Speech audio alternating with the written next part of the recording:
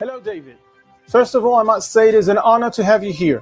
I've been following you for the better half of the last 20 years, and I'm sure my viewers already know who you are. So I don't want to delve into the basics, but just in a nutshell, tell us what woke you up all these years ago, and how long have you been trying to wake up humanity to the reality of the Matrix? Well, that's a long story, and I will have to keep it very short. I was a professional footballer who then became a professional journalist in newspapers, radio and television with the BBC, a sports journalist, a sports presenter. I then got involved with the British Green Party for a very short time till I very quickly realized politics of any kind is not the answer. And then a series of, shall we say, very paranormal experiences happened to me and put me on this journey in 1990. I'm in my 34th year now of uncovering who and what runs the world and to what end. And it was very clear back in the early 1990s that the people that we think are running it, like presidents, prime ministers, etc., governments, cabinets, and all this, are not actually running it. And that revelation has just got bigger and bigger and bigger and more detailed as the decades have passed. And so current events fit into that structure perfectly. So please give us your intake on the situation in Israel now, and what are some of the most important ramifications in the near future that you can see happening? Well, whenever a horrible event happens, as it did in Israel and is now happening in Gaza, the question has to be asked, who benefits, first of all? Who benefits from this? Because obviously it's not the people of Israel and obviously not the people of Gaza. So then you think, well, who's calling the shots in Israel? Okay, it's the Israeli government. Who's calling the shots in Gaza? It's Hamas. And after these decades of research, you very clearly see that there is what I call a global cult. It's a network of secret societies, fiercely compartmentalized. So even the people in the secret societies have very limited understanding of what's happening. It's the inner core we're talking about. And this cult will be dictating to Hamas, and it will be dictating to the Israeli government through Netanyahu and others.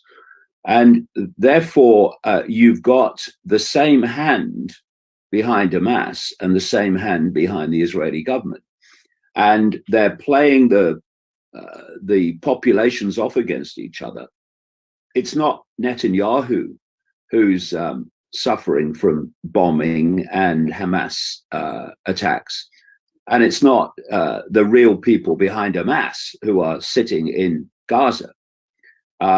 And so it's the populations that take the consequences for the decisions made by these two organizations, which I say are, in the end, controlled by the same hand. And it's not difficult. It's very little research is necessary to see how the Israeli government has been fundamentally involved in the creation of Hamas. And so then you ask the next question, how did it happen? Why did it happen? And crucially, why was it allowed to happen? Because I've quoted a man in my books a few times over the years called Leroy Fletcher Prouty. He was a military guy who was an insider at the time of the Kennedy assassination in America.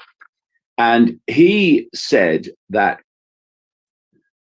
assassinations, and in this case, the Hamas attack out of Gaza, does not have to be orchestrated as it happens. It just happens. He said the biggest clue is who had the power to withdraw the usual level of security that allowed it to happen.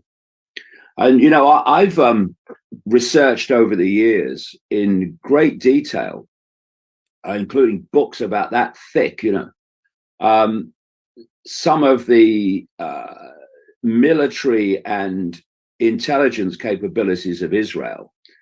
And you could pretty much say it's second to none worldwide.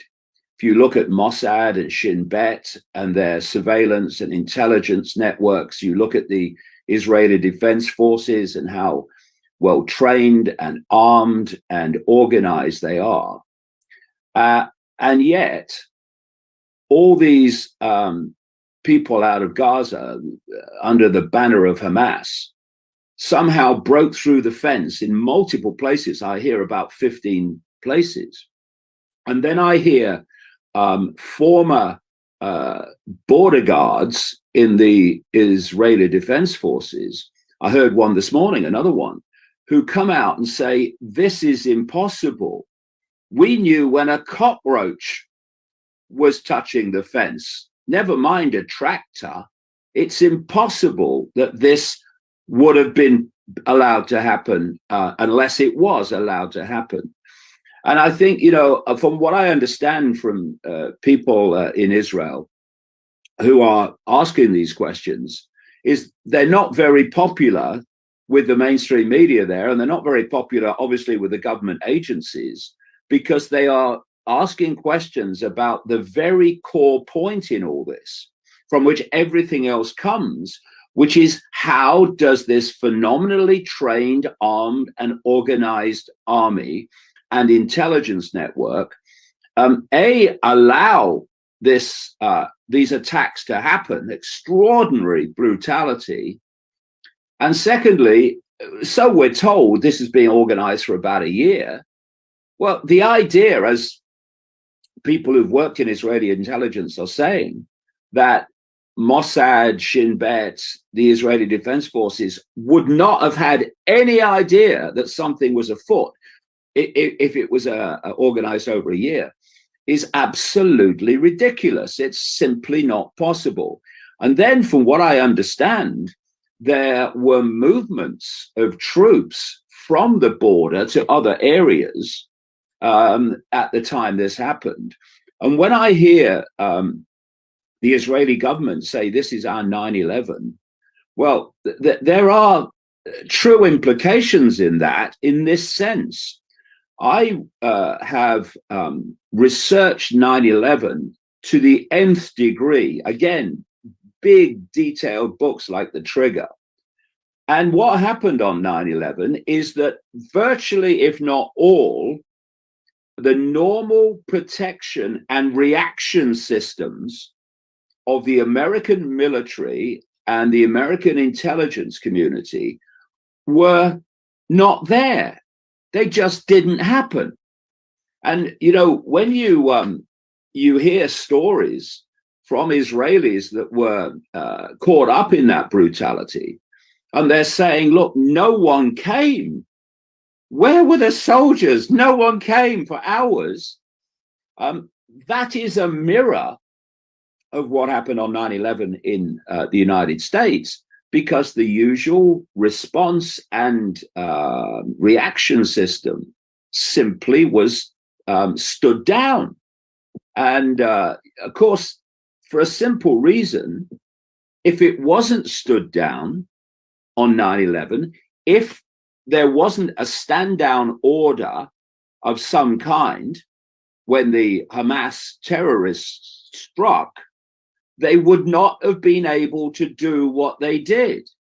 And if they weren't able to do it, then the consequences that come off from that would not have been possible. And that's the key. Who benefits? What does this global cult want? It wants people fighting each other. It wants people in fear of each other. It wants to divide people. And it wants this to pan out into a much wider war, which I've been talking about now since the late 1990s, that there was a third world war that was being planned. And this is a very potential trigger that could pan out into a much, much bigger conflict, obviously. So anyone that wants this terror, this fear, this expansion of conflict benefits from the horrors that have happened and are still going on in Israel, Gaza. Well, it looks like the same thing that happened in 9/11 when bin Laden was blamed immediately and he got out and said, no, I didn't do it, but I bless those who did. And now again, the mainstream media is blaming Iran when they go out and say, well, no, we didn't do it, but we bless those who did. There's kind of no logic for them to deny this. I've been saying since, since war, 20 years more, that they want a war with Iran, and that would also eventually include a war against Russia and China, that in effect the West would be at war with the East. That's what they've always planned. And of course, through Ukraine now, we have a proxy war between the West and the East in the form of Russia. And that war has brought, and the sanctions on Russia have brought China and Russia closer together. And, you know, when you've been researching this for as long as I have, you see the recurring themes and you see the recurring red flags and alarm bells. For instance, one of the things I researched in great detail, one of the shall we say, horrible events, say the least, was the death of Princess Diana. And again, I walked the route that car took a number of times in Paris when I was researching that. There are 17 traffic cameras between the Ritz Hotel, where her and Dodi Fayed left, and the Pont d'Alma tunnel where she crashed. There is a traffic camera right on top of the entrance to the tunnel. All 17 traffic cameras, just going on from what you've just said, all 17 traffic cameras were not working at the time that journey took place. And there was a man, one of these people, one of these nerds who loves listening into police radio frequencies and what have you. And he said he was sitting on a bench near the Eiffel Tower, which is just across the river from the Pont d'Alma tunnel. And he said in the half an hour of the crash, before and after, there were no communications on the police frequencies. They stopped. At the same time, the cameras went down. So what we're talking about here is a common recurring theme, which goes back again to the Fletcher Prouty quote, that these things, they happen. I mean, once the Hamas terrorists have got through the fence, they're going to do what they do. The question is, how were they allowed to do it? And when you ask that question, and you ask the question, who had the power to call that off and allow it to happen, then you get to the real people that are behind this. And for me, Netanyahu needs to be, and Mossad and Shin Bet and the Israeli Defense Force leadership needs to be massively focused upon with this simple question. How did it happen? And it could not have happened unless you allowed it to happen, or those in control allowed it to happen. So why did you allow it to happen? And this is the point, it's really, really important point that both populations need to grasp, the Israeli population and the Gaza population and the Palestinian population. And that is, the Israeli government doesn't care about you, people of Israel. It doesn't care. It showed that when it was imposing the fascistic impositions during the COVID period, and doing everything it could in league with Pfizer to get you jabbed with a jab that hadn't even undergone proper trials. So they don't care about you. They are following an agenda that is working through them. People of Gaza, Palestinian people, Hamas doesn't care about you. It is hanging you out. Does anyone think that when that was done under the banner of Hamas in Israel, that Hamas did not know what the reaction from the Israeli military and government was going to be, what we're seeing now? So they knew that this mass bombing of Gaza was going to happen, not least because it's happened before in the similar circumstances. So this is a step up on it, obviously. So both of these leadership groups are just leaving their own populations to take this extraordinary consequence for their actions. They don't care about you. And if we could just, oh, please, God, please, let's just have the sensible Israeli population and the sensible Palestinian population just start to see this and realize that while you're being told to hate the Jews, and Jewish people are being told to hate or fear the Palestinians, the same hands are on the same strings attached to both parties. This is what we need to grasp so we can start talking to each other. How many people in Israel really want a war, constant fear of war? How many people in Gaza want the constant fear of more bombing? None of them, virtually, unless they're psychopaths. So why do we have it? We have it because of who's leading the Palestinians and who's leading the Jewish people. They're the ones we need to focus upon. And then one step back into the shadows, that force that is controlling events via both of them. So what do you think is making them do this? I mean, why, for example, Netanyahu is acting the way he does? It looks like he's almost going against his own people. Right. Well, look at Netanyahu. Look at how many times and for how long he's been prime minister of Israel over the years.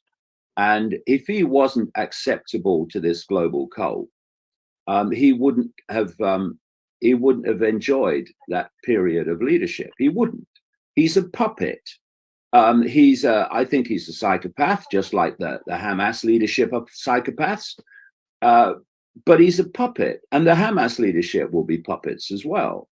And you look at people like Silicon Valley. I mean, the cult created Silicon Valley. It owns the global media. It owns the World Health Organization, through which the COVID hoax was played out. It was created by the Rockefeller family, a big cult family, in 1948, so that they would have control, which is where they're going fast now, and they had it during COVID. They have control of world health policy from under one roof. This is what they want to do. They see the more you centralize power, the more power you have, first of all, to centralize even quicker, which is why the global centralization of power has got faster and faster. But the more you centralize power, the fewer people have more power over the lives of more and more and more and more. This is why they want to centralize power on a global level. And all these things, what's happening in Israel and Gaza now, what's happening in Ukraine, the First World War, the Second World War, all these things are designed to push the world towards a centralized world dictatorship in which every country and every community would be centrally controlled by a world authority. And I've been writing about this now since the early 1990s, and now they're openly talking about it. You have world summit conferences, and they're pushing for this centralization of power. Why? Because that means that a tiny few people at the center of this global network will be dictating to the lives of everybody on planet Earth, and they'll do it via artificial intelligence. That's why artificial intelligence technology is taking over everything, because what they want is a digital concentration camp, one in which you can't do anything if AI decides you can't do it. This is why they are going towards globally, all these different countries agreeing the same thing because it's centrally coordinated, a world currency, a digital currency that can be programmed so that it won't buy what they don't want you to buy. And through that system of cameras and limits to how far you can go from your own home, what they're calling 15-minute cities, if you try to breach that digital wall, then the fine will be taken out of your bank account immediately via this digital currency. So what's happening is the world is closing in, and the currency of control that's driving it is fear. Because once you've got people in fear of something, they will look outside of themselves for something to protect them from what they've been manipulated to fear. And what will they look to? They'll look to authority. So the more people are in fear, the more they look to authority to protect them. And look at what's happened in Israel now. Of course, there's terror in Israel after what's happened. So they'll be looking to authority to protect them from here on, the very authority that hung them out to dry by not protecting them this time. So this could be allowed to happen.